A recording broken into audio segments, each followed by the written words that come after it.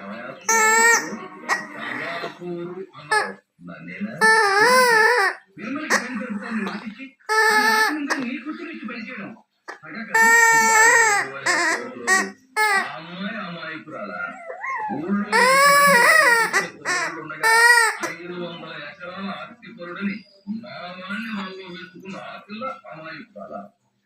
నాకెదురుకుండా తలెత్తుకు నిలబడటానికి కలగలాడిపోయేవాడిని నాకే ఎదురు తిరిగేటట్టు చేసిన ఆ పిల్ల అమాయకురాలా? నిజంగా దేవుడు మొహం చూసి చెప్పాలంటే అంతకన్నా నేను అమాయకుడిని. ఆ పిల్ల తరపున మకాలు సాధించుకున్న నువ్వు అమాయకుడి. మగాళ్ళగా పెంచావు ప్రేమ అభిమానం అవన్నీ ఏమిటో తెలియనిచ్చావు. నిర్మల దగ్గర వాటిని నేర్చుకున్నాడు. అసలు నువ్వు మనిషివైతే కదా